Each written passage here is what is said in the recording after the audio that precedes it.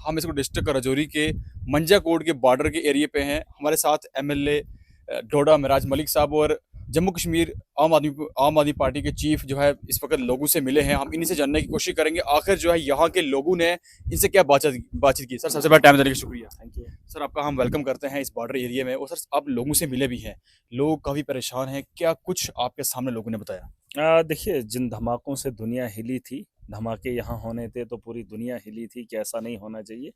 आप समझ सकते हैं कि उन धमाकों का खौफ अगर दुनिया के अंदर है, लेकिन वही धमाके अगर गाँव और इस इलाके में हो रहे हैं, उस जिस इलाके में इस वक्त मैं खड़ा हूँ, उन लोगों को मुबारकबाद देना चाहूँगा। और जिस तर्ज पे उन्होंने हिम्मत रखी और यहाँ पर उतना जानी नुकसान कह भी सकता हूँ हुआ भी है, लेकिन माली भी बहुत नुकसान हुआ है। जान की कीमत तो सरकार दे नहीं सकती है, लेकिन जो माल का नुकसान हुआ है उसकी भरपाई करने की एक कोशिश है। मैंने कहा मैं चिट्ठी लिखूंगा, मैंने जो देखा है उसके बारे में सरकार तक बात पहुंचाऊंगा। बहरहाल इन लोगों ने हिम्मत दिखाई है, सरकार ने कभी कोशिश नहीं की है। अभी यहाँ पर कच्चे मकानों की लिस्ट बनाई जा रही है। कच्चे मकानों को ख़त्म करने के लिए 2024 का सपना मोदी का था कि 2024 तक जो है कोई भी कच्चा मकान देश के अंदर नहीं रहेगा।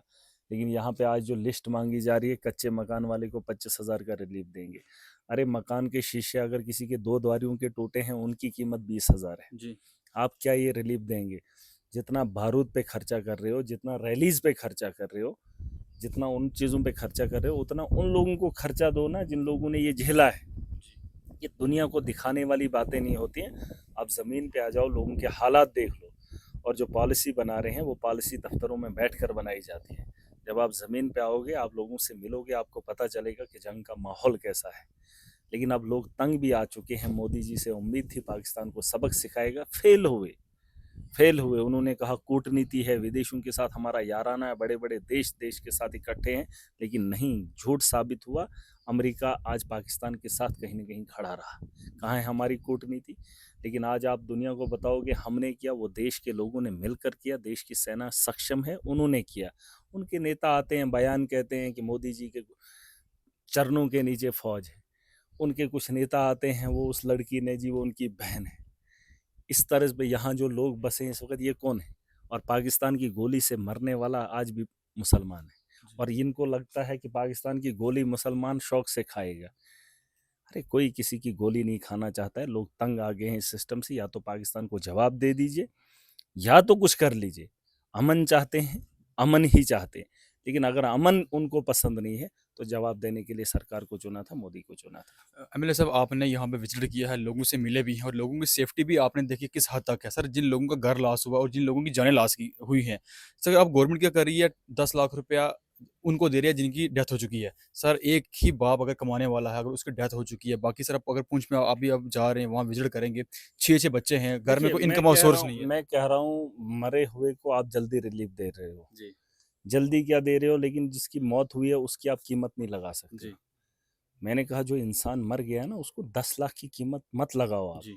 एक इंसान की जान गई है जो जंग के हालात से गई है और जिसमें हमारा फेलियर रहा है। उस इंसान की ज़िंदगी उस 10 लाख से वापस नहीं आ सकती है। लेकिन फिर भी अगर आप कर रहे हो तो जल्दी कीजिए, जी। दे दीजिए उनको। सर, अब गवर्नमेंट उनके जॉब। सुन लीजिए, जी। मैं वही कह रहा हूँ मैं वही कह रहा हूँ, हर मुमकिन कोशिश करनी चाहिए। बॉर्डर एरियाज़ के लिए तो कुछ अलग से एक्स्ट्रा किस्म का जो है रिलीफ होना चाहिए। नो, जॉब्स तो होनी ही होनी चाहिए। प्रायोरिटी तो इन लोगों को होनी चाहिए। अब जो जंग के माहौल में मर रहा है, दुनिया देख रही है, और उन लोगों को अगर रिलीफ भी टाइम पे नहीं मिलेगा, उनके बारे में सोचा भी नहीं जाएगा। उस परिवार का बड़ा अगर मर गया है तो उसके बारे में तो सोचा जाना चाहिए। बहरहाल उन लोगों को शहीद का दर्जा भी दिया जाना चाहिए। जी। अगर वो चीज़ें नहीं करोगे तो फिर आपसे क्या उम्मीद करेंगे? मैं वही कह रहा हूँ। और जो ज़ख्मी हैं, उन्हें भी 2 लाख, ये कोई नई बात नहीं है। जिसका बाजू नहीं रहा, जिसके अभी मैं कल मिला था उसकी ऊँगली नहीं है। एक जी। ऊँगली का आप पैसा कितना लगाओगे? जाओ पता कर लो किसी भी हॉस्टल के अंदर। आप चंडीगढ़ चले जाओ, पूछ लो, ऊँगली नहीं लगा सकेगा। एक-एक इंसान के पुर्ज़े की कीमत जो है कोई भी अदा नहीं कर सकता है। दुनिया की कोई ताकत उसको वो चीज़ नहीं दे सकती है। लेकिन फिर भी रिलीफ़ अगर देना ही है, कोई हिसाब का दीजिए जिससे उसका सम्मान हो। आप तो उसको बेइज़्ज़त करने में लगे हैं। अब तो एक इंसान झेल ही रहा है। अगर आपको यही चीज़ें करनी है, फिर इन लोगों को नहीं चाहिए। इनने ये चीज़ें देखी हैं, आगे और देखेंगे। मुल्क के लिए लड़े हैं, मुल्क के लिए जिए हैं, आगे और बढ़ेंगे।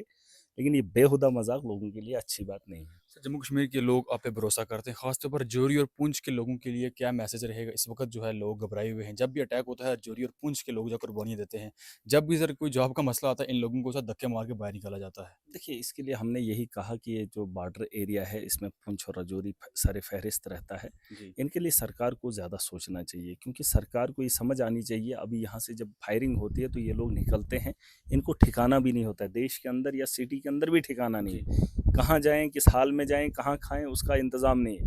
मैंने कहा 5-5, 10-10 मरला ऐसी सेफ जगहों पे भी इनको दिया जाए, ताकि यहाँ पे भी रहें। जी।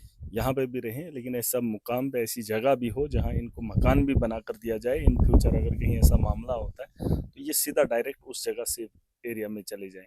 बहरहाल उसके लिए हम बात करेंगे, मैं एक चिट्ठी भी लिखूंगा और सरकार से बात भी सर करूंगा। आपने अभी जाके बंकर चेक भी किए हैं, ग्राउंड की रियलिटी देखी है, आपने देखे हैं किस तरीके से है। इसके लिए सर सरकार से देखिए, क्या करप्शन है नीचे से लेकर ऊपर तक, ये चीज़ें आपको ठीक नहीं है। देखिए, ये इंजीनियरिंग ये फेल है। अगर आप बंकर बना रहे हैं, वो ज़मीन के अंदर है, आप तो आधा ज़मीन में गाड़ ही रहे हैं, लेकिन अच्छे से गाड़ दीजिए ना, ताकि ज़िंदा रहे। आप तो सीधा कब्र बना रहे हैं। ना ये बंकर है, ना ये जान बचा रहा है और ना ये दफना रहा है। आप ज़िंदा एक लाश को दफनाने की कोशिश कर रहे हो। अगर इस बंकर पे बारूद पड़ेगा तो चीर-फाड़ देगा। जी। आपने इसको ज़मीन के नीचे बनाना है, इसके ऊपर 3-4 फीट मिट्टी डालनी है। जी। और लेंटर के ऊपर 3-4 फीट जब मिट्टी होगी तो यकीन जानिए फिर उम्मीद है बचने की। जी।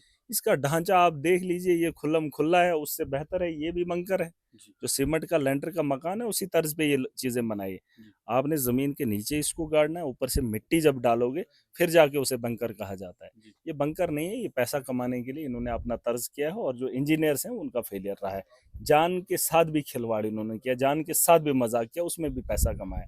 ये चीज़ें नहीं, इस पे बात करेंगे और आने वाले कल में जैसे हमने कहा कि हम अपने तर्ज पे काम करेंगे। अगर इन लोगों ने नहीं किया, अब हम लोग खुद करेंगे और जिसके लोग तैयार हैं, और मुझे पूरी उम्मीद है एक नए बड़े पैमाने पे एक नई शुरुआत होगी और 6th जनरेशन अगर काम करेगी अपने तर्ज पे करेगी। बहुत-बहुत